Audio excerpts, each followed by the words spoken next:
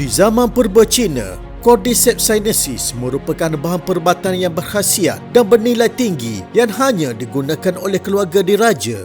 Cordyceps juga merupakan satu-satunya ubat herba di China yang mempunyai unsur yin dan yang serta berfungsi sebagai ubat penyimbang untuk yin dan yang. Ia boleh menyihatkan paru-paru serta buah pinggang, mengandungi nilai pemakanan yang tinggi, penatua, tukar kepada warga tua maupun yang muda. Kebelakangan ini, negara-negara barat juga telah menjalani banyak penyelidikan dari farmakologi hinggalah ke biologi molekul. Penyelidikan berikut mula menemui kesan dan nilai yang lebih hebat dalam Cordyceps.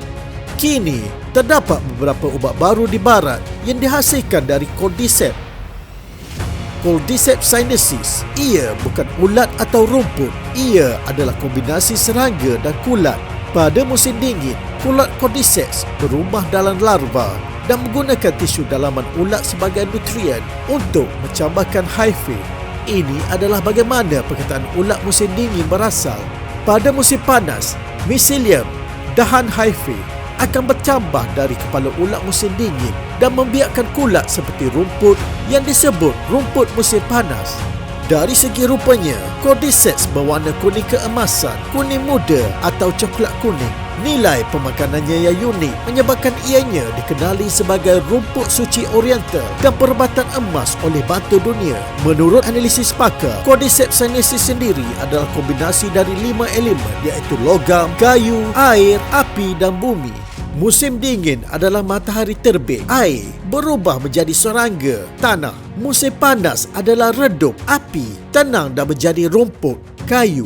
Musim dingin merujuk kepada air, serangga merujuk pada tanah atau bumi. Musim panas merujuk kepada api, rumput merujuk kepada kayu. Dalam memenuhi permintaan yang tinggi, kami hanya memilih Cordyceps dari pegunungan Qinghai, Tibet di atas ketinggian melebihi 5,500 paras laut. Pegunungan Qinghai Tibet di barat laut bersifat logam. Oleh itu, Cordyceps sinensis mengandungi 5 elemen yin dan yang. Aktiviti biologi Cordyceps sinensis liar ditingkatkan melalui teknologi biologi oleh Pusat Penyelidikan Mikrobiologi Universiti Yunnan, China dengan mengekstrak DNA dan melepaskan aktiviti biologi Cordyceps liar. Ia meningkatkan kesan perubatan dengan kepekatan yang tinggi dalam Cordyceps.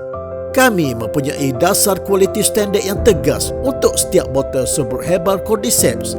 Dari bahan mentah, kekilan, produk pengantaraan dan produk siap, kami mengikuti prosedur ujian komprehensif dan pertimbangan kualiti yang tinggi di peringkat perusahaan antarabangsa supaya pengguna menggunakannya dengan yakin. Kami adalah satu-satunya Cordyceps yang mendapat patent right di dunia. Patent nombor ZL02-133.562-1. Kami menggunakan bioteknologi profesional untuk melakukan proses pemecahan sel pada Cordyceps sinensis untuk mendapatkan serbuk ultra halus supaya pengguna boleh terus menggunakan serbuk herbal Cordyceps secara tuling atau mencampurkannya dengan makanan dan minuman lain. Nutriennya boleh diserap dengan cepat dan dicerna oleh tubuh manusia untuk memperolehi kesihatan. Cordyceps sinensis, 5 sistem utama yang boleh mengimbangi yin dan yang badan manusia. Sistem imun badan, kesan antibakteria dan antivirus yang sesuai untuk semua peringkat umur. Sistem vaskular kardiocerebral, meningkatkan aliran darah, nutrisi myokardium, mencegah trombosis, mengurangkan kolesterol serum dan mengawal gula darah. Sistem pernafasan, meningkatkan aktiviti otot bronkial untuk menghentikan kahak, batuk dan asma. Sistem endokrin dan urogenital boleh menenangkan dan menghipnotis, memulihkan tekanan perasaan dan sindrom menopause dan melegakan kekejangan. Mencegah penurunan sel darah putih yang disebabkan oleh terapi radiasi. Meningkatkan fungsi ketahanan badan pesakit tumor selepas radioterapi, kemoterapi dan pembedahan. Kami hanya menyediakan Cordyceps sinensis yang terbaik